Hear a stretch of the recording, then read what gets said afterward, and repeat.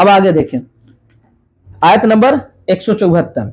अल्लाह तबारक व तआला इरशाद फरमाता है, इन्नल्लज़ीना यक्तुमूना मा अंज़लल्लाहु मिनल किताबि व यश्तरून बिही समनन कलीला, बेशक वह लोग जो अल्लाह तबारक व तआला के नाजिल करदा किताबों को छुपाते हैं, व यश्तरून बिही समनन कलीला, और उसके एवज थोड़ी सी कीमत लेते हैं, है ना। उलाइका मा याकुलूना फी बुतूनिहिम इल्ला अन्नार, और यही वो लोग हैं जो अपने पेटों में आग को भरते हैं। आपको मैंने बताया था कि यहूदी और नसरानी ये लोग क्या करते थे, अल्लाह तबारक व तआला ने जो तौरेत और इंजील में आयतों को नाजिल किया ना, जो तौरेत और इंजील को उतारा, उसमें से क्या करते थे वो लोग हज़फ कर देते थे। नबी की तारीफ व तौसीफ देखते थे कि इस आयत से नबी करीम सल्लल्लाहु ताला अलैहि वसल्लम की तारीफ व तौसीफ हो रही है, तो उसको हटा देते थे, है ना। या फिर वो लोग क्या करते थे, मैंने बताया था, याद होगा आपको, कि यहूदी और नसरानी क्या करते थे कि हम मालदार है, हम गए उनको पैसा दिए कि ले भाई इतना पैसा, है ना, और जो असल मसला जो है ना, असल जो मसला है उसको चेंज कर देते थे। वो लोग पैसे के बदले वो लोग कुरान तौरेत और इंजील की कुछ आयतों को हज़फ कर देते थे। हालांकि अल्लाह ने जो चीज को नाजिल किया या जो मसला था उनके जमाने में, ये पैसे की वजह से उस मसले को ही चेंज कर देते थे, है ना। तौरेत या इंजील की कुछ और आयतों को पढ़ करके सुना देते थे। बात समझ आ रही ना। उसी को अल्लाह तबारक व तआला ने इरशाद फरमाया कि यहां पर देखिए किताबी लोग मुराद है, क्योंकि मुशरिक तो होंगे नहीं, काफिर कुफार मुशरिकीन तो होंगे नहीं, क्योंकि जो मुशरिक होते थे वो अल्लाह के साथ किसी को शरीक ठहराते थे। वो अलग बात है कि एक एतबार से देखा जाए कि वो लोग मुशरिक थे, काफिर थे, इसलिए कि वो लोगों ने अल्लाह तबारक व तआला अल्लाह का बेटा करार दिया था हज़रत ईसा अलैहिस्सलाम को, तो ये क्या है, वो काफिर है। लेकिन जो मुशरिक जो है ना, ये मुशरिक यहाँ पे खिताब नहीं है, इससे यहाँ पर खिताब किन लोगों से, यहूदियों से है और ईसाइयों से, कि वो थोड़े से पैसे लेकर के अल्लाह तबारक व तआला की जो किताबें हैं ना, उसी को हज़फ कर देते हैं, साइड कर देते हैं, निकाल देते हैं, है ना। उसी को अल्लाह तबारक व तआला ने क्या किया कि ये लोग क्या कहा कि ये लोग तौरेत और इंजील की आयतों को निकाल देते हैं, और यानी आयतों को बेच देते हैं, और बेचने के बाद इस आयत के बदले में वो लोग कुछ पैसा ले लेते हैं, समनन कलीला। वो लोग इस आयत को थोड़ी सी पैसे के बदले क्या करते हैं, बेच देते हैं। तो अल्लाह फरमाया कि जो लोग ऐसा किए ना, जो यहूद व नसारा जो ऐसा किए, उलाइका मा याकुलूना फी बुतूनिहिम इल्ला अन्नार, कि वह लोग अपने पेटों में आग को भरते हैं, आग को भरते हैं। यहां पर आग हकीकतन नहीं, मजाज है। अब बताइए, आग को भरते हैं, इंसान अपने हथेली में आग का एक टुकड़ा, भी जाड़े का मौसम है ना, लोग कोयला जलाते हैं ना, कोयला का एक अंगारा, आग का एक अंगारा हाथ में इंसान रख नहीं सकता। अल्लाह फरमाता है कि ये यहूदी और नसरानी जो तौरेत और इंजील को हज़फ किए, तौरेत और इंजील में से आयतों को हज़फ किए, और उसके एवज पैसा लिए, है ना, तो ये लोग अपने पेट में क्या भरते, आग भरते हैं। आग का अंगारा, आग का टुकड़ा नहीं, अंगारा नहीं, बल्कि खुद आग भरते हैं। अब बताइए उन लोगों का कितना दर्दनाक अजाब होगा कि जो लोग अल्लाह तबारक व तआला के नाजिल करदा आयतों को छुपाते हैं सिर्फ इसलिए कि अगला इंसान हमको पैसा दे रहा है। तो गोया कि ये यहूदी नसरानी क्या किए, ऐसी चीज को, तौरेत और इंजील की आयतों, ऐसी चीजों के बदले तौरेत या इंजील की आयतों को बेच दिए, जो चीज क्या है, जो चीज आज है कल नहीं है, जो चीज घटिया चीज है। मिसाल के तौर पर भाई, मेरे पास 100 रुपया है, ठीक है ना, इस पैसे के बदले, 100 रुपया के बदले हम अपने ईमान को बेच ले, तो बताइए कितनी बड़ी बदनसीबी की बात है। ये 100 रुपया हमारे पास कितना दिन चलेगा, कितना दिन चलेगा, 1 से 2 दिन, हाईएस्ट 1 दिन पार हो जाए तो बहुत है, 2 दिन बहुत है ना। तो ये लोग पैसे के बदले, जो पैसा खत्म हो जाना है, 2 दिन 4 दिन में खत्म हो जाना है, उस पैसे के बदले उन लोगों ने अपने ईमान को बेच दिया। तो आज भी कुछ लोग ऐसे हैं, आज भी उम्मत मुस्लिमा में से कुछ लोग ऐसे हैं जो पैसा ले करके ادھر کی بات ادھر، ادھر کی بات ادھر، ہے نا، کرتے ہیں. ایسے لوگوں کو سمجھنا چاہیے کہ ہمارا سب سے اہم چیز کیا ہے؟ ایمان ہے. اس ایمان سے اگر سودا کرنے کی بات آ جائے تو اگر اس ایمان کے مقابلے میں پوری دنیا کو بھی کوئی انسان ہمارے پیر کے نیچے لا کر کے رکھ دے پھر بھی ہم اپنے ایمان سے سودا نہیں کر سکتے ہیں. آج بھی کچھ لوگ ہیں ایسے. چلیے، تو میں بتایا نا کہ وہ لوگ اپنے پیٹوں میں کیا رکھتے؟ آگ رکھتے ہیں. وَلَا يُكَلِّمُهُمُ اللَّهُ يَوْمَ الْقِيَامَةِ وَلَا يُزَكِّيهِمْ. اور یہ لوگ، ان لوگوں سے اللہ تبارک و تعالیٰ قیامت کے دن کلام نہیں کرے گا، بات نہیں کرے گا. وَلَا يُزَكِّيهِمْ. اور نہ ان کے گناہوں سے پاک، نہ وہ اپنے گناہوں سے پاک ہوگا. اللہ تبارک و تعالیٰ اس کی طرف دیکھے گا بھی نہیں. بھائی کیسے دیکھے گا؟ اللہ کیسے اس کی طرف نظر رحمت فرمائے گا؟ جو لوگ اللہ کی آیتوں کے ساتھ، اللہ کی نشانیوں کے ساتھ جو لوگ دغابازی کرے، اللہ تبارک و تعالیٰ اس کی طرف متوجہ کیسے ہوگا؟ ہے نا.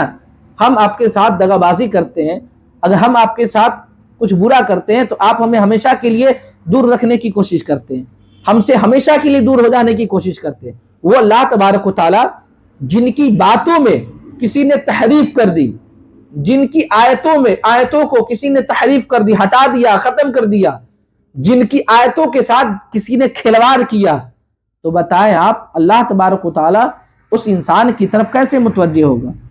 یقیناً جو لوگ ایسا کرتے ہیں اگر سچے دل سے توبہ کر لیتے ہیں تو وہ انسان کامیاب ہیں. اگر توبہ نہیں کرتے ہیں تو قرآن کی اس آیت کے مطابق وہ لوگ اپنے پیٹ میں دنیا میں انگارہ رکھیں گے، اور جب قیامت کا دن ہوگا تو اللہ تبارک و تعالیٰ اس انسان سے کلام بھی نہیں فرمائے گا. اور جب قیامت کے دن اللہ خود کسی سے کلام نہ کرے تو بتائے کون ایسا انسان ہوگا اس جگہ جو اللہ تبارک و تعالیٰ سے ہماری مغفرت کروا دے؟ کوئی نہیں کروا سکتا. آپ کہیں گے میرے آقا صلی اللہ علیہ وسلم، یقیناً ہمارے آقا صلی اللہ تعالیٰ علیہ وسلم کی ذات ایک ایسی ذات ہے جہاں پر تمام انبیاء کرام علیہ السلام کچھ نہیں کر پائیں گے، وہاں میرے آقا صلی اللہ تعالیٰ علیہ وسلم کی ذات کچھ کرے گی، ہے نا. لیکن اس کا مطلب یہ نہیں ہے نا کہ اللہ تبارک و تعالیٰ جس چیز کو ناپسند کرے میرے آقا اس کو پسند کر لے. ایسا کبھی نہیں ہو سکتا، ایسا کبھی نہیں ہو سکتا. اس لیے کہ میرے آقا وہی کرتے ہیں جو اللہ کا حکم ہوتا ہے، اس سے ہٹ کر کے کچھ نہیں میرے آقا کرتے ہیں. تو پتہ کیا چلا؟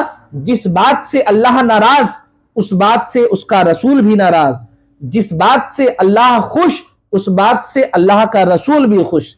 اس لیے آپ سوچیں کہ قیامت کے دن ہمارے نبی تو ہمیں بخشوا دیں گے، لیکن ہمارے نبی اسی وقت بخشوائیں گے، ہے نا، کہ انسان کے نام اعمال میں کچھ کمی رہ جائے تب، ہے نا. ایسا نہیں کہ اللہ کی نشانیوں کے ساتھ آپ کفر کرے اور پھر یہ امید رکھے کہ اللہ تبارک و تعالی ہمیں بخش دے گا، ہمارے نبی ہم کو بخشوا دیں گے، تو یہ بیوقوفی ہے. چلیے اچھا یہ دیکھیں حدیث پاک دیکھ لیں. یہاں اللہ تبارک و تعالیٰ نے کیا فرمایا؟ اللہ تبارک و تعالیٰ ان سے کلام نہیں فرمائے گا اور نہیں ان کو صاف ستھرا کرے گا، ہے نا. دیکھیے حدیث پاک میں 3 حدیث پاک میں آپ کو پڑھ کے سناؤں گا. 3 حدیث پاک میں تین آدمیوں کا ذکر اللہ میرے آقا صلی اللہ تعالیٰ علیہ وسلم نے کیا کہ اللہ تبارک و تعالیٰ قیامت کے دن ان لوگوں کی طرف نظر نہیں فرمائے گا، ہے نا. میں بتاؤں بہت لمبی حدیث ہے، بس میں 9 آدمیوں کا نام 3 حدیث میں میں 9 آدمیوں کا نام میں گنا دے رہا ہوں جس کی طرف میرا آقا اللہ تبارک و تعالیٰ قیامت کے دن نظر رحمت نہیں فرمائے گا. وہ کون لوگ ہیں سنیں آپ. مسلم شریف کی روایت ہے کہ جس میں 3 لوگوں کا ذکر کیا گیا کہ اللہ تبارک و تعالیٰ قیامت کے دن اس کی طرف نظر نہیں فرمائے گا. ایک جو چادر کو ٹخنوں سے نیچے لٹکا کر کے چلتا ہو، جیسے کہ پیجامہ انسان پہنتا ہے یا چادر پہنتا ہے تو دیکھتے ہیں نا اگر ٹخنا، اب قرآن شریف ہے یہاں پر کیسے بتاؤں، ٹخنا جو پیر کا ہوتا ہے نا ٹخنا، وہاں تک کوئی انسان چادر لٹکا کر کے چلتا ہو تکبر سے، ہے نا، تو اس کی طرف اللہ تبارک و تعالیٰ قیامت کے دن نظر نہیں فرمائے گا. دوسرا احسان جتلانے والا، جو انسان احسان کر کے احسان جتلائے نا، جو احسان جتلانے والا ہو نا اس کی طرف بھی اللہ تبارک و تعالیٰ کبھی نظر رحمت نہیں فرمائے گا. اسی لیے کہا گیا نا احسان کر دیے ہو تو اس کو جتلاؤ مت، ورنہ سب کا سب تمہارا برباد ہو جائے گا۔ یہ مت کہو رے بھائی تم میری وجہ سے اتنے آگے بڑھ گئے، تم میری وجہ سے کہاں پہنچ گئے۔ نہیں، آپ احسان مت جتلائیے۔ آپ کو اللہ نے اس لائق بنایا کہ آپ کسی کو آگے بڑھا دے، لیکن احسان مت جتلائے، کیونکہ جو انسان احسان جتلاتا ہے اللہ تبارک و تعالیٰ قیامت کے دن اس کی طرف توجہ نہیں فرمائے گا۔ تیسرا انسان جو جھوٹی قسم کھا کر کے سودا بیچنے والا ہے نا، جو تجارت کرتے ہیں نا، وہ جھوٹی قسم اگر کھا کر کے اپنی تجارت کرتے بزنس کرتے ہیں تو یہ کیا ہے؟ اللہ تبارک و تعالیٰ ایسے انسان کی طرف قیامت کے دن نظر نہیں فرمائے گا۔ دیکھتے ہوں گے نا، کوئی انسان غلہ بیچتا ہے تو کیا کرتا ہے؟ ہم نے اس کو 25 روپے کلو خریدا ہے، حالانکہ خریدا کتنا ہوتا ہے؟ 20 روپیہ میں۔ کہتا کیا ہے؟ میں 25 روپیہ میں خریدا ہوں، چلیے آپ 26 روپیہ نہیں دیجیے گا تو آپ 25 روپیہ دیجیے، کم سے کم جتنا میں خریدیں اتنا نکل جائے۔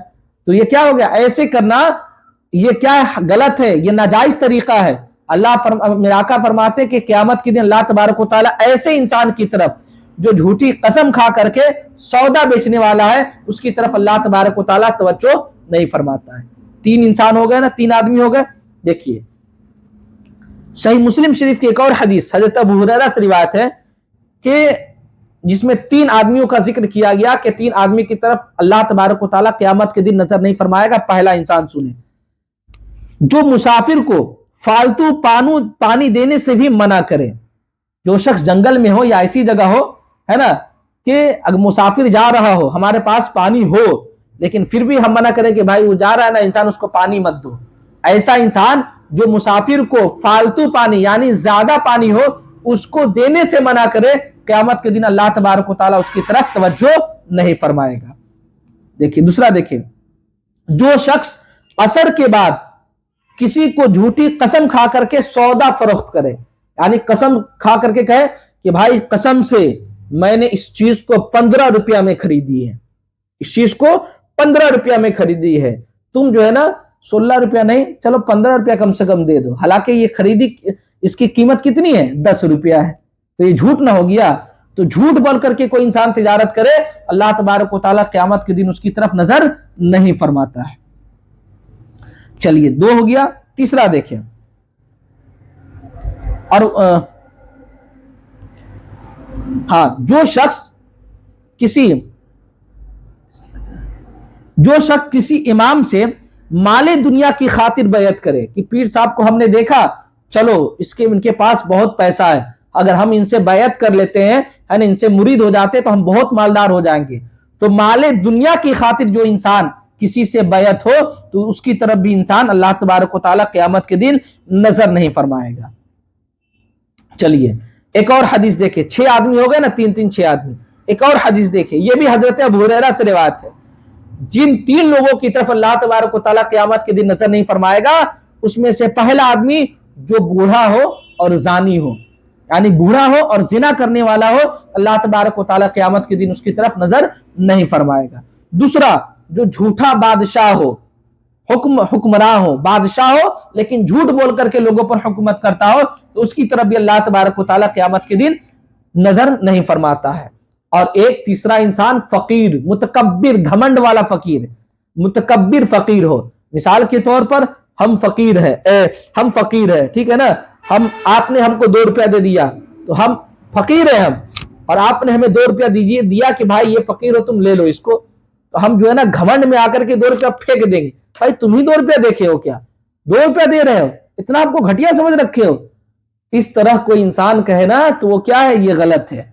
اگر فقیر ہے نا، گھمنڈ میں آ کر کے اس کے پیسے کو پھینک دے ہے نا اور گھمنڈ کرے تو متکبر فقیر بھی ہوگا نا تو اللہ تبارک و تعالیٰ اس کی طرف قیامت کے دن نظر نہیں فرمائے گا۔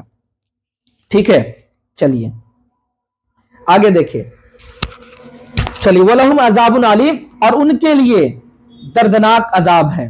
تو اب دیکھیں جو لوگ اللہ کی آیتوں کو، اللہ تبارک و تعالیٰ کی آیتوں کو تھوڑی سی پیسے کے بدولت ہے نا چھپاتے ہیں نا، تو ان کے لیے کیا ہے؟ دردناک عذاب ہے، اور لوگ پیٹ میں کیا کرتے ہیں؟ آگ کو بھرتے ہیں۔ اب دیکھیں میں آپ کو بتاؤں، یہاں پر اس آیت میں وہ لوگ بھی داخل ہو جائیں گے جو لوگ پیسے لے کر کے غلط مسئلہ بتاتے ہوں۔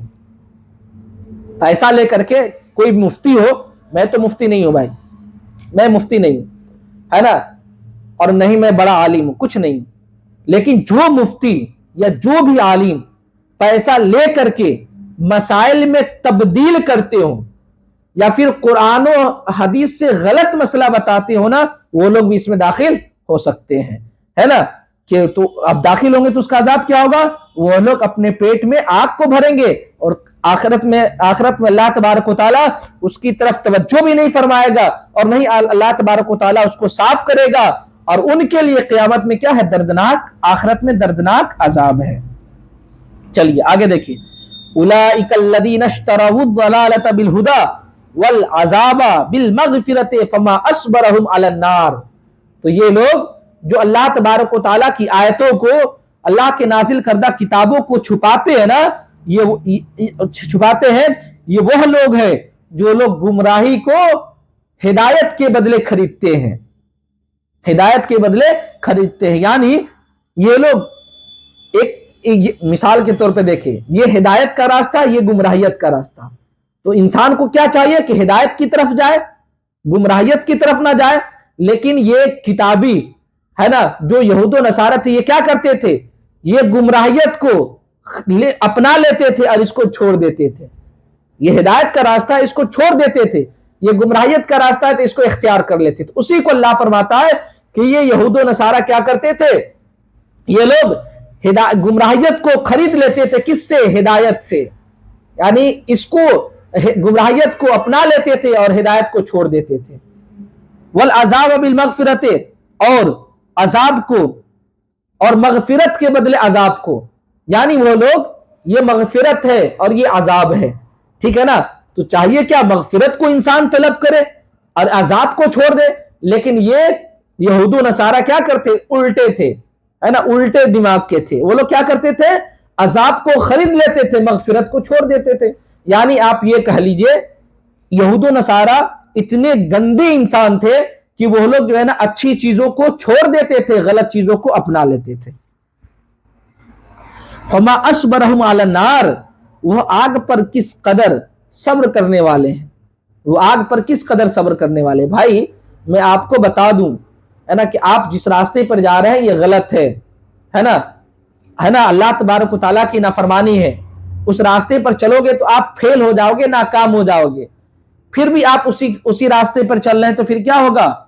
اسی کو اللہ فرمایا کہ یہ یہود و نصارہ کیسے لوگ ہیں، یہ آگ پر کیسے صبر کر رہے ہیں، کہ جبکہ بتا دیا گیا کہ تم اللہ کی کتابوں کو چھپاؤ گے تو قیامت میں تم کو عذاب دیا جائے گا، آگ دیا جائے گا، اللہ تبارک و تعالیٰ تیری طرف دیکھے گا بھی نہیں، پھر بھی وہ لوگ کیا کرتے ہیں؟ پھر بھی وہ لوگ وہی کام کر رہے ہیں۔ اسی کو اللہ فرماتا ہے تعجب کے ساتھ، ہے نا، کہ وہ آگ پر کس قدر صبر کرنے والے ہیں۔ ذالک بان اللہ نزل الکتاب بالحق، یہ مخالفت، یہ جو لوگ یہود و نصارہ مخالفت کر رہے ہیں نا، یہ اس وجہ سے کر رہے ہیں کہ اللہ تبارک و تعالیٰ نے کتاب کو حق کے ساتھ نازل کیا۔ یہود و نصارہ کو چڑ تو اس بات کی ہے کہ اللہ تبارک و تعالیٰ نے اپنے آقا اپنے محبوب صلی اللہ تعالیٰ علیہ وسلم پر جو آیتوں کو نازل کیا نا، یہ حق کے ساتھ نازل کیا، تو ان لوگوں کو یہود و نصارہ کو صرف اسی وجہ سے چڑ تھی، ٹھیک ہے۔ وَإِنَّ الَّذِينَ اخْتَلَفُوا فِي الْكِتَابِ لَفِي شِقَاقٍ بَعِيدٍ، اور بے شک جن لوگوں نے کتاب میں اختلاف کیا، لفی شقاق بعید، وہ بہت زیادہ مخالفت میں ہے۔ اب بتائیں آپ، جس کو اللہ تبارک و تعالیٰ نے حق کہا ہے نا، اب یہ یہود و نصارہ کو چڑ ہو جائے تو ہم کیا کر سکتے ہیں بھائی؟ تو بھائی ایک بات بتائیے، اللہ تبارک و تعالیٰ نے آپ کو بہت ساری نعمتوں سے نوازا ہے، اللہ تبارک و تعالیٰ نے بہت ساری دولتیں آپ کو دی ہیں، اب بتائیے ہم اس سے ناراض رہیں تو میرا کیا ہوگا سوائے نقصان کے؟ کوئی ہے؟ کوئی فائدہ نہیں سوائے نقصان کے۔ تو اللہ تبارک و تعالیٰ نے جس چیز کو حق قرار دیا، اب ہم اس سے چڑھیں گے تو نقصان ہمارا نہ ہوگا، اللہ کا کیا ہوگا؟ بات سمجھا رہی نا؟ تو یہ کتابیوں کو صرف اس وجہ سے چڑ تھی کہ اللہ تبارک و تعالیٰ نے اپنے محبوب صلی اللہ تعالیٰ علیہ وسلم پر جو آیتیں نازل کی نا، یہ حق کے ساتھ نازل کی، اسی وجہ سے یہ لوگ کیا کر گئے؟ انکار کر گئے۔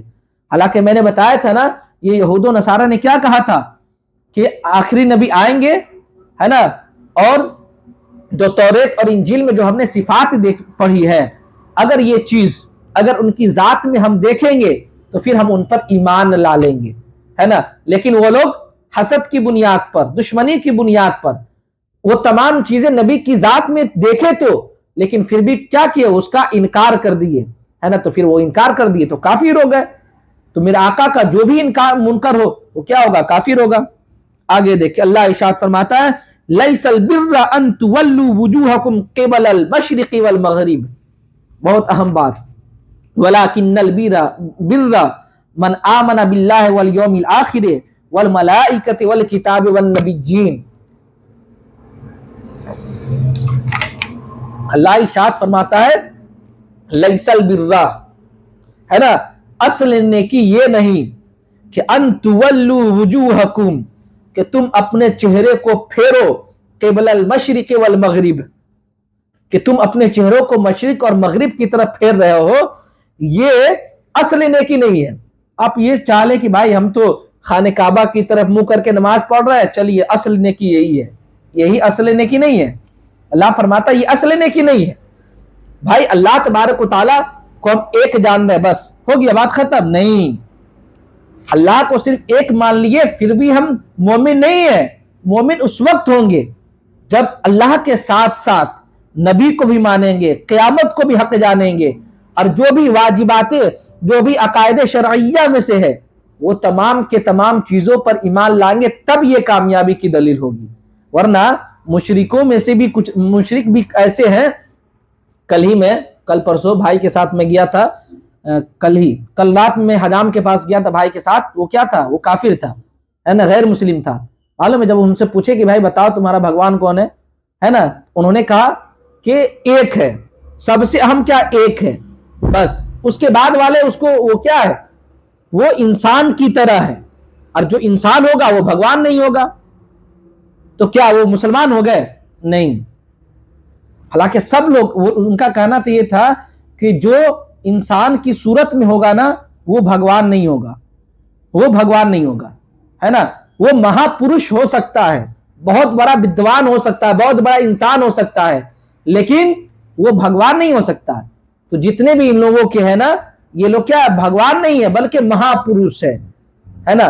اللہ بھگوان ایک، اللہ کو ایک کے مانتا ہے نا وہ لوگ بھی، تو کیا وہ لوگ مسلمان ہو جائیں گے؟ نہیں، وہ لوگ نہیں ہوں گے۔ اس لیے نہیں ہوں کہ صرف اللہ کو ایک جان لینا یہ کامیابی کی دلیل نہیں ہے، بلکہ تمام عقائد شرعیہ کو بجا لینا یہ کامیابی کی دلیل ہے۔ تو وہی دیکھیں آپ، لیس البر ان تولوا وجوہکم قبل المشرق والمغرب، کامیابی اصل نیکی یہ نہیں کہ تم اپنے چہروں کو مشرق یا مغرب کی طرف پھیر دو، ولکن البر من آمن باللہ والیوم الآخر والملائکۃ والکتاب والنبیین، یہاں تک دیکھیے۔ لیکن اصل نیکی اب یہاں اللہ فرماتا ہے اصل نیکی یہ ہے، نیکی یہ ہے کہ من آمن باللہ، جو شخص اللہ پر ایمان لائے، والیوم الآخر، قیامت پر ایمان لائے، والملائکۃ، اور ملائکہ یعنی فرشتوں پر ایمان لائے، والکتاب، اور قرآن مقدس یا آسمانی کتابوں پر ایمان لائے، والنبیین، اور تمام اللہ تبارک و تعالیٰ کے پیغمبروں پر ایمان لائے، تب جا کر کے وہ انسان کیا ہوگا، مومن ہوگا، ہے نا۔ تب جا کر کے اصل نیکی یہی ہوگی۔ یہاں پر دیکھیں آپ، اللہ، قیامت، فرشتے، کتاب اور نبی، یہ چار چیزوں کو اللہ نے بتایا۔ اللہ، قیامت، فرشتے، کتاب، نبی، یہ پانچ چیزیں، ان پانچ چیزوں کو کما حقہ مانیں گے، تب جا کر کے ہم مومن کامل ہوں گے، مومن بنیں گے، ہے نا۔ وہ پانچ چیزیں دیکھیے آپ، ترجمہ دیکھیں، ولیکن البر، لیکن اصل نیکی یہ ہے، نیکی، اصل نیکی اس شخص کے لیے ہے جو اللہ پر ایمان لائے، قیامت پر ایمان لائے، فرشتوں پر ایمان لائے، کتاب پر ایمان لائے اور نبیوں پر ایمان لائے۔ اب دیکھیں یہاں پر اللہ تبارک و تعالیٰ پر انسان ایمان کیسے لائے، پہلے ترجمہ دیکھ لے سب کا۔ وَآتَ الْمَالَ عَلَى حُبِّهِ ذَوِي الْقُرْبَى وَالْيَتَامَى وَالْمَسَاكِينَ وَابْنَ السَّبِيلِ وَالسَّائِلِينَ وَفِي الرِّقَابِ، اللہ فرماتا ہے وَآتَ الْمَالَ عَلَى حُبِّهِ ذَوِي الْقُرْبَى وَالْيَتَامَى وَالْمَسَاكِينَ وَابْنَ السَّبِيلِ وَالسَّائِلِينَ فِي الرِّقَابِ، یعنی اللہ یہ فرماتا ہے کہ انسان اللہ سے محبت کرنے کے باوجود اپنے مال کو رشتہ داروں پر خرچ کرے، یتیموں پر خرچ کرے، مسکینوں پر خرچ کرے اور مسافروں پر خرچ کرے، وسائلین اور سوالیوں پر، مانگنے والوں پر خرچ کرے، وفر رقاب اور غلام آزاد کر کے خرچ کرے، ہے نا، وَأَقَامَ الصَّلَاةَ اور نماز قائم کرے، وَآتَ الزَّکَاةَ اور زکوٰۃ ادا کرے، وَالْمُوفُونَ بِعَهْدِهِمْ إِذَا عَاهَدُوا اور اپنے عہد کو پورا کرنے والے جب، وَالْمُوفُونَ بِعَهْدِهِمْ اور اپنے وعدے کو پورا کرے، إِذَا عَاهَدُوا جب وعدہ کرے، یعنی جس چیز کا انسان وعدہ کرے اس چیز کو پورا کرے، وَالصَّابِرِينَ فِي الْبَأْسَاءِ وَالضَّرَّاءِ وَحِينَ الْبَأْسِ اور تکلیف اور سختی میں صبر کرنے والے ہوں، اولئک الذین صدقوا یہی وہ لوگ ہیں جو سچے ہیں، یعنی یہی سچے لوگ ہیں، واولئک هم المتقون اور یہی کیا متقی ہیں۔ اب سمجھنے کی کوشش کرے، ترجمہ سمجھ گیا نا؟ اب دیکھیں سمجھنے کی کوشش کرے، اللہ نے کیا فرمایا کہ مشرق اور مغرب اس کی طرف منہ کر کے عبادت کر لینا یہ کامیابی کی دلیل نہیں ہے۔ کامیابی کی دلیل یہ ہے کہ اللہ پر ایمان لائے۔ اللہ پر ایمان لانے کا مطلب کیا ہے اس کو دیکھیں۔ اللہ پر ایمان لانے کا مطلب یہ ہے کہ انسان اللہ تبارک و تعالیٰ کو ایک جانے، اللہ کے ساتھ کسی کو شریک نہ ٹھہرائے، اللہ کی ذات کو واجب الوجود مانے، ہے نا، اللہ تبارک و تعالیٰ کی ذات ہے، اللہ تبارک و تعالیٰ کی ذات حق ہے نا، اور اللہ تبارک و تعالیٰ کی صفات کیا ہے؟ قدیم ہے۔ اللہ تبارک و تعالیٰ کی ذات اور اللہ تبارک و تعالیٰ کی صفات کیا ہے؟ قدیم ہے، یعنی ہمیشہ اللہ کی ذات رہنے والی ہے، سب چیز ختم ہو جائے گی لیکن اللہ کی ذات اور اس کی صفات کبھی ختم نہیں ہوگی، ہے نا، اور اللہ کے علاوہ کسی کو عبادت کے لائق بھی نہ سمجھے، ہے نا، اور اس کے تمام رسولوں کی انسان تصدیق کرے، ہے نا، یہ اللہ پر ایمان لانے کا مطلب ہے۔ اور اللہ نے جن جن چیزوں کو پیدا کیا، ہے نا، سب کا خالق اللہ کو مانے، ہے نا، یہ کیا ہے؟ اللہ پر ایمان لانے کا مطلب ہے۔ والیوم الآخر اور یوم آخرت کا مطلب کیا ہے؟ یوم آخرت پر ایمان لانے کا مطلب کیا ہے؟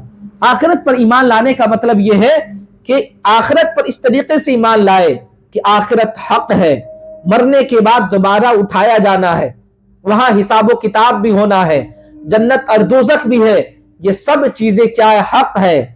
اس چیز کو انسان ایکسپٹ کرے، یہی آخرت پر ایمان لانے کا مطلب ہے۔ پل صراط ہے، میزان ہے، جتنی بھی لواء الحمد میرے آقا کو دیا جائے گا، یہ سب کے سب چیزوں پر ایمان لانے کا نام کیا ہے؟ یوم آخرت پر ایمان لانے کا مطلب ہے۔ والملائکہ اور فرشتوں پر ایمان لانے کا مطلب کیا ہے؟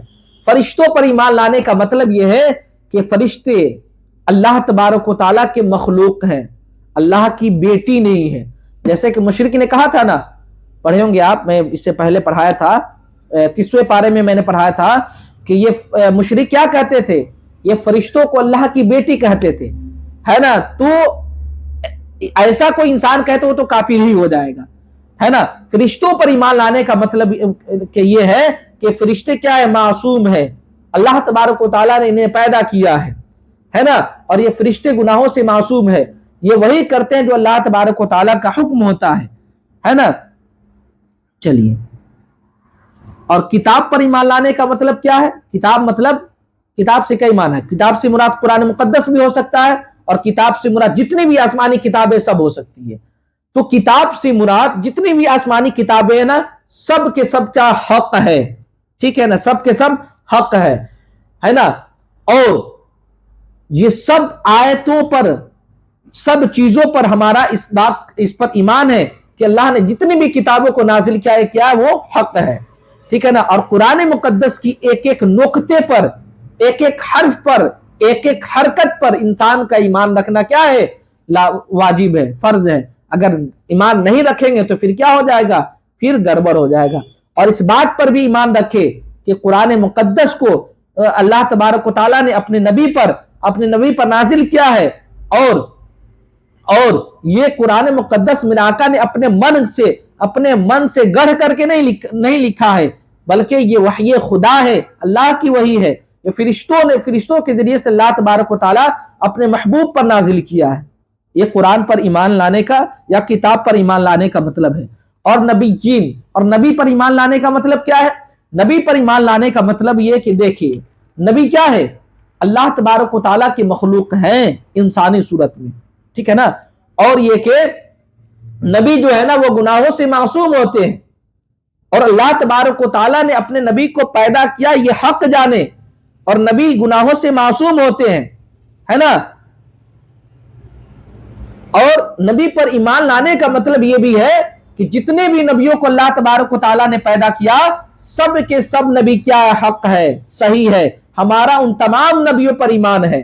اگر کوئی انسان ایسا کہے کہ ہم اپنے نبی پر صرف ایمان رکھتے ہیں، حضرت موسیٰ پر ایمان نہیں رکھتے، حضرت عیسیٰ پر ایمان نہیں رکھتے، تو وہ انسان ایمان سے خارج ہو جائے گا، ہے نا؟ کیونکہ میں نے بتا دیا نا یہاں نبی جین جمع کا لفظ پلرل ورڈ استعمال ہے، جتنے بھی نبی ہیں سب کے سب کیا اللہ تبارک و تعالیٰ کے برگزیدہ بندے ہیں، نبی ہیں، سب پر ہمارا کیا ہے؟ ایمان ہے۔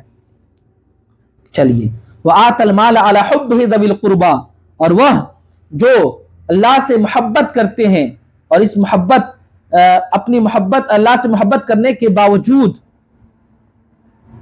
اور وہ مال سے اپنی محبت کے باوجود اللہ کے حکم سے رشتہ داروں، یتیموں، مسکینوں، مسافروں، مانگنے والے اور غلام آزاد کرنے والوں پر خرچہ کرتے ہیں۔ اب یہاں پر دیکھیں اللہ تبارک و تعالیٰ نے یہاں پر جب یہ بتا دیا کہ ایمان لانے کے بعد اب خرچ کرے، صدقہ و خیرات کرے، تو یہاں پر صدقہ و خیرات کے بارے میں بتایا گیا۔ تو صدقہ اور خیرات جو ہے نا یہ دو طریقے کا ہوتا ہے۔ چونکہ دیکھیے ایمان لانے کی تو بات ہو گئی کہ نبی پر ایمان لانا ہے، کیا کس پر سب میں نے بتا دیا۔ اب ایمان کامل میں اعمال بھی داخل ہوتے ہیں۔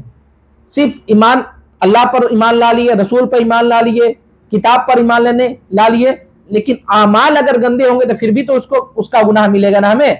تو اعمال جو ہے نا یہ کامل ایمان میں کیا ہے؟ داخل ہے۔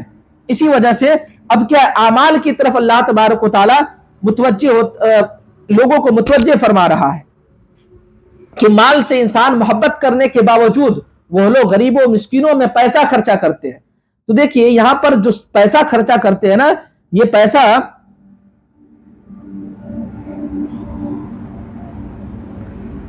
خرچہ کرتے ہیں تو دیکھیے ایک حدیث پاک سن لیں۔ حضرت فاطمہ بنت قیس رضی اللہ تعالی عنہا فرماتی ہیں کہ نبی کریم صلی اللہ تعالی علیہ وسلم سے زکوٰۃ کے متعلق پوچھا گیا تو آپ نے فرمایا مال میں زکوٰۃ کے علاوہ بھی حق ہے۔ پھر آپ نے اس آیت کو تلاوت فرمایا۔ اس سے پتہ کیا چلا انسان کے پاس جو مال ہے نا اس مال میں جو ہے نا صرف زکوٰۃ ہی نہیں ہے کہ زکوٰۃ سے ہم اپنا صدقہ نکالے بس بات ختم، نہیں۔ صدقہ یہ دو طریقے کا ہوتا ہے، ایک صدقہ واجبہ اور ایک صدقہ نافلہ۔ صدقہ واجبہ میں زکوٰۃ ہو گیا، ہے نا، قربانی ہو گیا، یہ مال کی زکوٰۃ ہے نا، قربانی ہے، عشر ہے، صدقہ فطر، یہ سب کے سب کیا صدقات واجبہ میں سے آتے ہیں۔ اور صدقات نافلہ میں سے کیا ہے؟ صدقات نافلہ میں سے کوئی ضرور نہیں ہمارے پاس 10 روپیہ 1 روپیہ ہم آپ کو دے دیے، 2 روپیہ اس کو دے دیے، یہ صدقات نافلہ ہو گیا۔ اور جو صدقات واجبہ ہوتا ہے نا جیسے زکوٰۃ وغیرہ ہے، تو صدقات واجبہ یہ انسان اپنی ماں کو، باپ کو، شوہر یا بیوی کے علاوہ ان رشتہ داروں کو دے سکتے ہیں جو غیر سادات ہیں اور فقیر ہیں۔ یعنی آپ سیدوں کو، اب اپنے باپ کو، اپنی ماں کو، یا شوہر اپنی بیوی کو، بیوی اپنے شوہر کو یہ جو ہے نا زکوٰۃ کا پیسہ نہیں دے سکتی۔ ہاں اپنے رشتہ داروں میں سے کسی کو بھی دے سکتے ہیں، کوئی دقت نہیں، لیکن شرط یہ ہے کہ وہ کیا فقیر ہو، اور یا فقیر ہو یا مسکین ہو، اور اس کے ساتھ ہی ساتھ کیا وہ سید نہ ہو، کیونکہ سید کے لیے زکوٰۃ کا مال کیا ہے؟ جائز کھانا جائز نہیں ہے۔ صدقہ کا پیسہ یہ سادات کے لیے نہیں ہے، بلکہ سادات کے علاوہ لوگوں کے لیے جو فقیر ہے یا مسکین ہے ان لوگوں کے لیے سادات کا پیسہ ہے۔ جیسا دیکھیں حضرت اگر ہم اپنے پیسے کو اگر اپنے رشتہ داروں میں بانٹتے ہیں نا، تو میں نے اسے پہلے بتایا تھا کہ رشتہ داروں پر اگر اپنا پیسہ کوئی انسان خرچہ کرتا ہے یا صدقہ کرتا ہے، وہ چاہے وہ زکوٰۃ ہو یا ایسے کوئی صدقہ ہو، تو اس کا دو ثواب ہوتا ہے. ایک انسان صدقہ کرے اس کا ثواب، اور دوسرا کیا؟ صلہ رحمی کا ثواب. حدیث پاک دیکھیں، رسول اللہ صلی اللہ تعالی علیہ وسلم نے فرمایا رشتہ دار پر صدقہ کرنے کا 2 مرتبہ دگنا اجر دیا جاتا ہے. ایک کس کا؟ ایک جو ہے نا صلہ رحمی کا، اور ایک صدقہ کرنے کا. یہاں پر دیکھیں اللہ تبارک و تعالیٰ نے صدقہ اور زکوٰۃ کے لیے یتیم کا لفظ ارشاد فرمایا، اور مسکین کا فرمایا، اور ابن السبیل فرمایا، مسافر کا فرمایا. دیکھیں یتیم کس کو کہتے ہیں؟ یتیم کی تعریف میں نے سب بتا چکا ہے پوری درس قرآن میں، لیکن سب لوگ تو سنتے نہیں ہیں درس قرآن کی کلاس کو. یوٹیوب پر بھی سب موجود ہے لیکن سب لوگ سنتے بھی نہیں ہیں. تو اسی وجہ سے میں سوچتا ہوں کہ جو لوگ آئے ہیں چلو ان کو بھی بتا دیا جائے، کیونکہ بہت سارے لوگ تو ہمیشہ نہیں سنتے ہیں نا، ان لوگوں کے پاس ٹائم ہی نہیں ہے.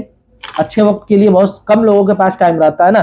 خیر، سب لوگوں کی اپنی اپنی مصروفیات ہے نا. چلیے دیکھیے یتیم کس کو کہتے ہیں؟ یتیم کس کو کہتے ہیں؟ کوئی بتا سکتے ہیں بھائی؟ یتیم کی تعریف کوئی کر سکتے ہیں؟ چلیے دیکھیے ہم بھی اب کچھ لوگ سنیں گے ہی نہیں. بھائی یتیم کی تعریف کوئی کر سکتے ہیں؟ یتیم کا ڈیفینیشن کیا ہے؟ یتیم کس کو کہتے ہیں؟ کوئی بتا سکتے ہیں؟ لگ رہا ہے نا یہ لوگ کلاس کو آن کر کے یہ لوگ سائٹ کہیں چلے گئے لگتا ہے. کیا جانے گا لوگ، اتنے سارے لوگ ہیں، لگتا ہے کہ کسی کو معلوم نہیں ہے. بھائی یتیم کی تعریف معلوم ہے آپ لوگوں میں سے کسی کو؟ کسی کو معلوم نہیں. اتنے افسوس کی بات ہے. آج 30واں پارہ ختم ہے، پہلا پارہ بھی ختم ہے، دوسرا پارہ لگ بھگ پاؤ پارہ سے زیادہ ہو گیا میرے خیال سے، اور اس میں نہ جانے کتنے بار ہم نے پڑھایا ہے، لیکن پھر بھی کسی کو یتیم کی تعریفیں معلوم نہیں ہیں. کیسے معلوم ہوگا؟ صرف یہاں سن لیتے ہیں، یوٹیوب پر جو ویڈیو ڈالی جاتی ہے اس کو نہیں سنتے ہیں. حالانکہ ایک چیز کو دو مرتبہ کان میں ایک چیز 2 مرتبہ کان میں آ جائے نا تو وہ چیز یاد ہو جاتی ہے. اگر آپ لوگ سیکھنے کی غرض سے، قرآن سمجھنے کی غرض سے اگر آپ لوگ درس قرآن سے جڑے ہیں نا، تو یہاں بھی کلاس دیکھیں، سنیں، کلاس میں رہیں اور سمجھنے کی کوشش کریں. اور یوٹیوب پر بھی میں جو ویڈیو ڈال دیتا ہوں اس کو بھی سنیں، ہے نا، تاکہ 2 بار سنیں گے نا تو بات سمجھ میں بھی آ جائے گی اور ذہن میں بھی بیٹھ جائے گی. ٹھیک ہے نا؟ کیونکہ کلاس کر رہے ہیں تو اس کا کچھ فائدہ نکلنا چاہیے نا، فائدہ معلوم ہونا چاہیے نا. خیر چلیے، آپ کو نہیں معلوم تو میں کر دیتا ہوں. ٹیچر کس کام کا ہوتا ہے؟ جب کسی کو نہیں معلوم تو اگلا آدمی بتا دیتا ہے. خیر چلیے دیکھیں آپ، یتیم اس نابالغ انسان کو کہتے ہیں جس کا باپ مر گیا ہو. ٹھیک ہے نا؟ اور نابالغ انسان اگر بالغ، جیسے میں مر گیا، جیسے میں ہوں اور میرا باپ مر جائے تو پھر میں یتیم نہیں کہلاؤں گا، ہے نا. عرفی میں کہہ دے وہ الگ بات ہے، لیکن شریعت نے کیا کہا؟ یتیم وہ نابالغ انسان ہے، وہ نابالغ بچہ ہے جس کا باپ مر گیا ہو. چلیے مسکین کس کو کہیں گے؟ جس کے پاس قدر کفایت نہ ہو تو اس کو کیا کہتے ہیں؟ مسکین کہتے ہیں. قدر کفایت مطلب گزارنے کے لیے کوئی چیز نہ ہو، ہے نا. میں نے بتایا تھا پہلے کہ فقیر اور مسکین میں دو فرق ہے. فقیر کس کو کہیں گے؟ جس کے پاس ایک وقت کے لیے بھی جو ہے نا کھانے کا پیسہ نہ ہو، اس کو فقیر کہیں گے، ہے نا. اور جس کے پاس ایک وقت کا کھانے کا پیسہ ہو اس کو کیا کہیں گے؟ مسکین کہیں گے. مسکین اور فقیر میں یہی ہے، جس کے پاس ایک وقت کا کھانے کا پیسہ ہو اس کو مسکین کہیں گے، جس کے پاس ایک وقت بھی کھانے کا پیسہ نہ اس کو کیا کہیں گے؟ فقیر کہیں گے. ابن السبیل یعنی اپنے صدقات اور زکوٰۃ کا پیسہ آپ یتیم کو بھی دے سکتے ہیں، کیا نام ہے، مسکین کو بھی دے سکتے ہیں، فقیر کو بھی دے سکتے ہیں. ابن السبیل، اور اس ابن السبیل مسافر کو بھی دے سکتے ہیں. ابن السبیل کس کو کہتے ہیں؟ مسافر کس کو کہتے ہیں؟ اب مسافر اس کو کہتے ہیں جو سفر میں ہو، جو واقعی سفر میں ہو اور 92 کلومیٹر آلموسٹ 92 کلومیٹر سے زیادہ کی سفر طے کر رہا ہو تو اس کو مسافر کہیں گے. اب مسافر کو صدقہ دینے سے کیا فائدہ ہے؟ دیکھیے مسافر اگرچہ مالدار ہو لیکن سفر میں اس کا کوئی نہیں ہوتا ہے نا اس کا باپ ہوتا ہے، نہ اس کے رہنے سہنے کی کوئی چیزیں ہوتی ہے، نہ اس کا کوئی اپنا ہوتا ہے. اسی وجہ سے کیا کہا گیا؟ مسافر کو دینے کا حکم کہا گیا. والسائلین، اور مانگنے والے. سائل کہتے ہیں کس کو؟ مانگنے والا انسان ہے نا، مانگنے والا انسان. اب میں بتاؤں کہ بلا ضرورت اگر کوئی انسان کسی کے سامنے ہاتھ پھیلاتا ہے نا، یہ کیا ہے؟ شرعن حرام ہے نا. ضرورت ہو وہ الگ چیز ہے، لیکن بلا ضرورت اگر کوئی انسان ہاتھ پھیلاتا ہے تو یہ کیا؟ حرام ہے. سائل جو مانگنے والے ہیں نا، اس کے لیے ضروری ہے کہ کوشش یہ کرے کہ نہ مانگے. اگر بغیر نہ مانگے، بغیر اس کا کام نہیں چل رہا ہے، تب آپ مانگ سکتے ہیں، وہ الگ چیز ہے. لیکن کوشش یہ کرے کہ کسی کے سامنے ہاتھ نہ پھیلائے. امام مسلم روایت کرتے ہیں، حضرت ابو ہریرہ بیان کرتے ہیں کہ نبی کریم صلی اللہ تعالی علیہ وسلم نے ارشاد فرمایا کہ جو شخص اپنا مال بڑھانے کے لیے کسی کے سامنے ہاتھ پھیلاتا ہے، سوال کرتا ہے، وہ انگاروں کا سوال کرتا ہے، خواہ سوال کم کرے یا زیادہ کرے. جیسے میرے پاس پیسہ ہے الحمدللہ، پھر بھی ہم کریں بھائی آپ مجھے 100 روپے دینا دیجئے، 100 روپے دے دیجئے نا، ہم کھانا کھا لیں گے، 100 روپے دے دیجئے نا، ہم تھوڑا یہ کر لیں گے وہ کر لیں گے. تو یہ کیا ہو گیا؟ بلا ضرورت ہو گیا نا. تو حضرت میرے آقا فرماتے کہ جو بلا ضرورت مانگے نا، تو ایسا ہی ہے کہ کوئی انسان یہ مانگ رہا ہو کہ بھائی مجھے آگ کا انگارہ دے دے، آگ کا انگارہ دے دے. اب بتائیں آپ مجھ سے آپ سے ہم آگ کا انگارہ مانگیں گے؟ نہیں مانگیں گے. یا آپ دیں گے بھی تو ہاتھ میں نہیں نہ دیں گے. لیکن میرے آقا فرماتے ہیں کہ بغیر ضرورت شرعیہ کے کسی کے سامنے ہاتھ پھیلانا ایسا ہی ہے جیسے کہ آگ کا انگارہ مانگنا. چلیے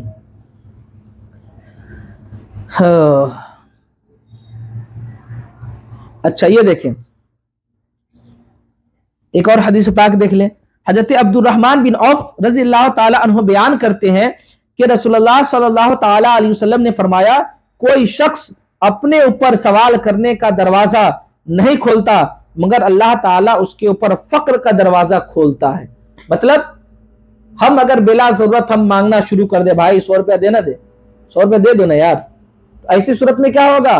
یہ انسان خود ہاتھ پھیلا رہا ہے دوسرے کے پاس، یہ ایک مرتبہ ہاتھ پھیلا رہا ہے. اللہ تبارک و تعالیٰ اب اس کے لیے جو ہے نا محتاجی کا دروازہ کھول دیتا ہے. یعنی اب اس کے ہاتھ پھیلانے کا جو ہے نا عام کر دیتا ہے کہ بھائی تم مانگ رہا ہے خود سے بغیر ضرورت کے، جب مانگ رہا ہے تو جب تم کو ضرورت ہوگی تو کیسے کیوں نہیں مانگے گا؟ لہذا تم مانگتے رہو، تمہاری زندگی مانگنے میں کٹ جائے. بات سمجھ میں آ رہی نا؟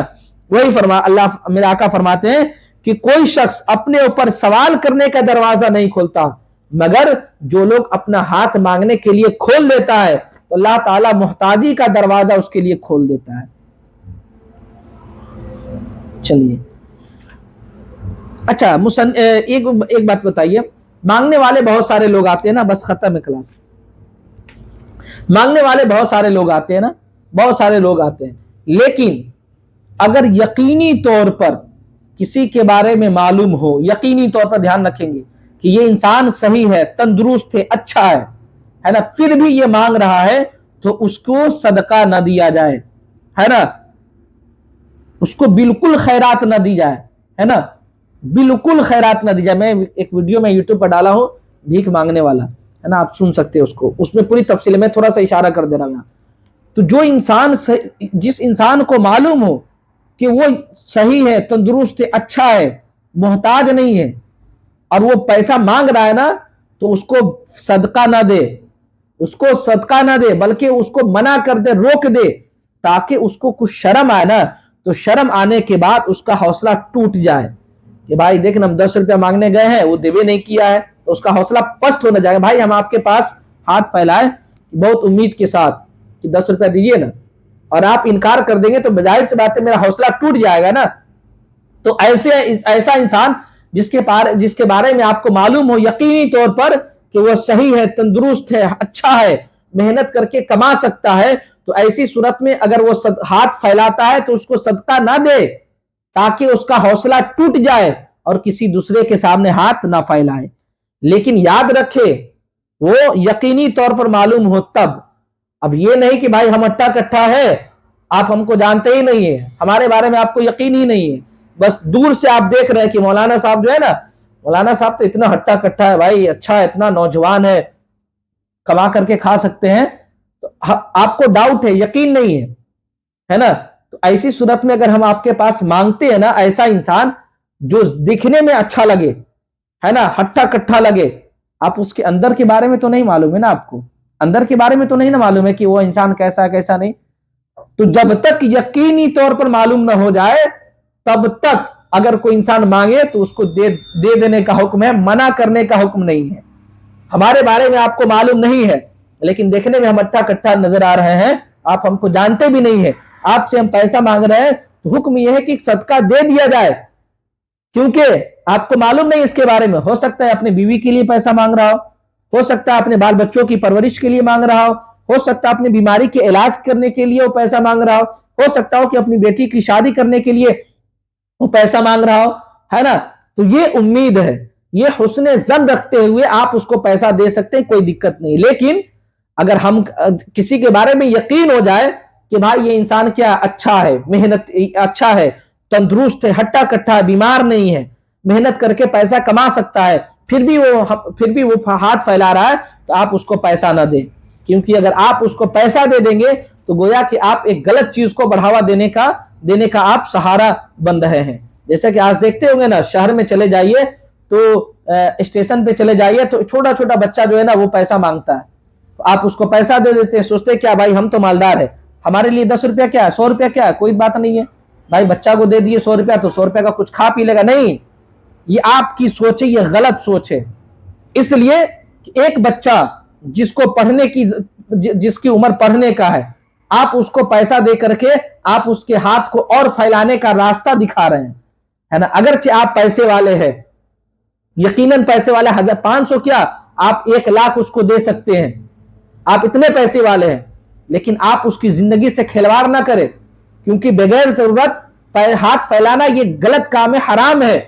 ظاہر سی بات ہے آپ پیسہ دے دیے یہ سوچ کر کہ بھائی ہمارے لیے 100 روپیہ کیا ہے, کچھ نہیں ہے, تو گویا کہ آپ ایک حرام کام کو بڑھاوا دینے کے لیے آپ نے کچھ پیسہ دے دیا ہے. ظاہر سی بات ہے بھائی, آپ سے ہم 1 روپیہ ایک بار مانگ لیں کہ بھائی ہم کو 10,000 روپیہ دے دیجئے, آپ دے دیں گے ہم سے, تو ہمارا کیا ہوگا, عادت نہ ہو جائے گی. تو آپ پھر مانگیں بھائی 10,000 اور دینا دیجئے, 10,000 اور دینا دیجئے. تو گویا کہ مانگنے کا جو ہے نا یہ غلط طریقہ جو مانگنا ہے بغیر ضرورت کے جو ہم مانگ رہے ہیں, اس مانگنے کو بڑھاوا دینے والا کون ہے, آپ نہ ہوئے. اگرچہ آپ پیسے والے ہیں لیکن غلط کام کو بڑھاوا دینے والے آپ نہ ہوئے, تو ظاہر سی بات ہے اس کا گناہ بھی آپ ہی کو ملے گا. ایسی صورت میں خاص طور پر جو لوگ سفر میں رہتے ہیں نا, چھوٹے چھوٹے بچے, یقیناً جو دیکھے بھائی واقعی غریب ہے یا لاچار اچار ہے تو اس کو دے دے, کوئی دقت نہیں ہے.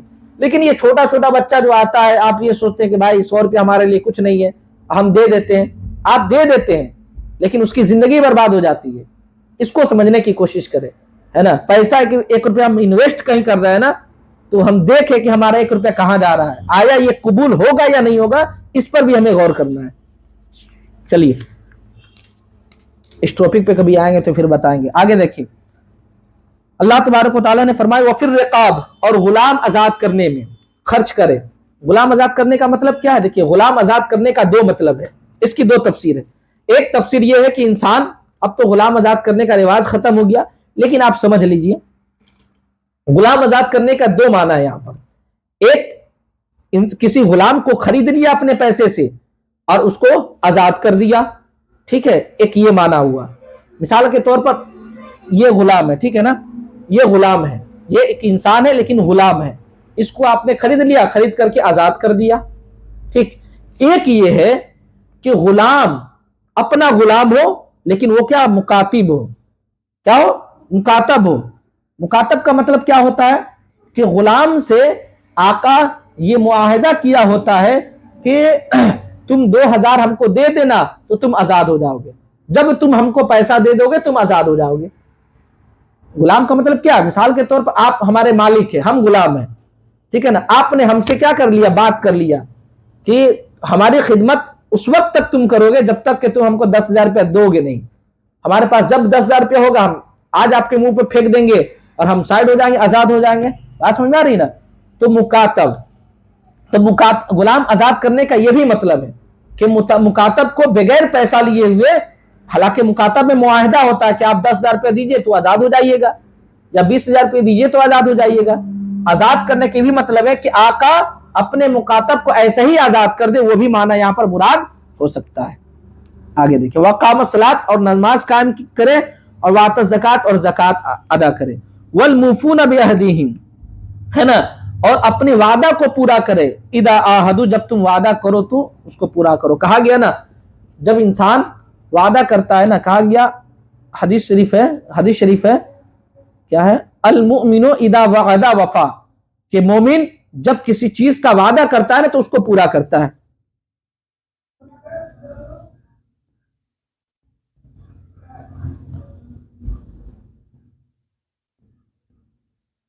हाँ, ये अब देखिए, वादा दो तरीके से होता है। एक वादा इंसान अल्लाह तबारक व तआला से कर ले, ये नजर मान ले कि अगर मेरा ये काम हो गया तो अल्लाह तबारक व तआला की बारगाह में 2 रकात मैं नमाज अदा करूंगा। नजर अगर इंसान मान ले तो ये भी क्या हुआ, गोया कि एक बंदा और अल्लाह से मुआहदा हो गया कि अल्लाह अगर ये काम मेरा कर देगा, अगर ये मेरा काम अल्लाह की अता से पूरा हो जाएगा तो हम अल्लाह की बारगाह में 2 रकात नफिल अदा करेंगे। ठीक है ना, तो ये भी वादा हो गया ना।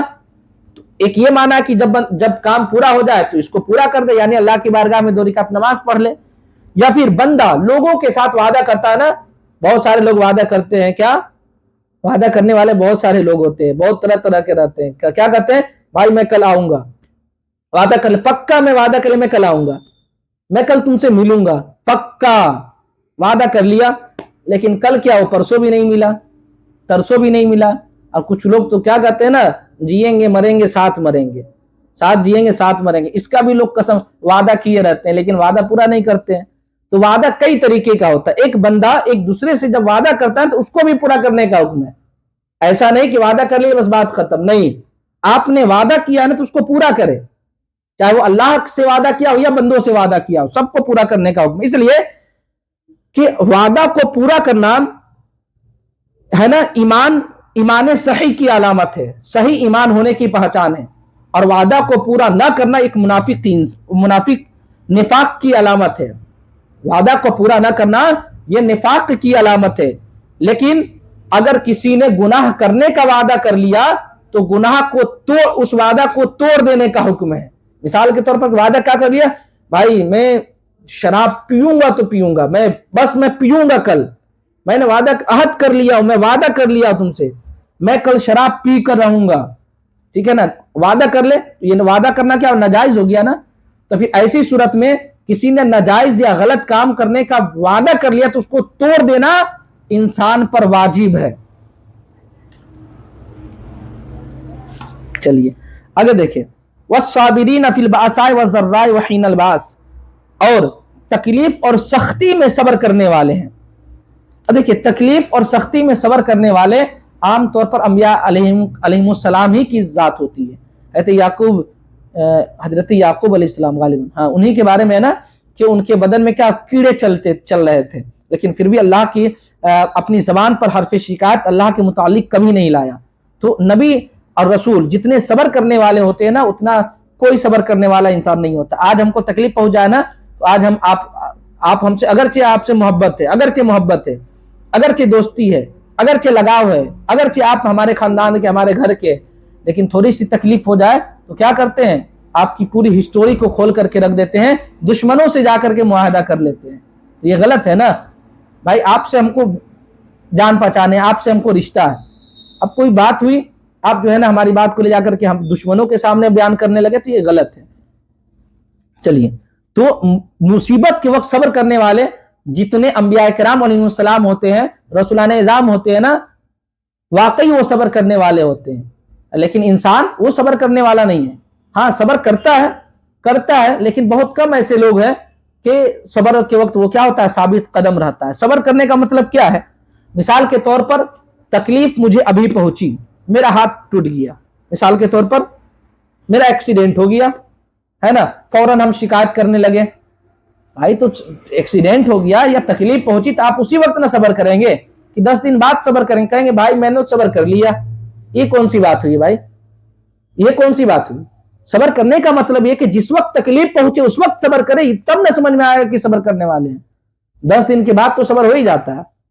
अगर आप, मेरा बेटा मर गया है ना, 10 दिन तक हम वावेला मचा, 4 दिन तक अरे मेरा बेटा मर गया, ये हुआ वो हुआ, अल्लाह ने ये कर दिया मेरे साथ, ये कर दिया वो कर दिया, तो क्या है, ये सब्र नहीं है।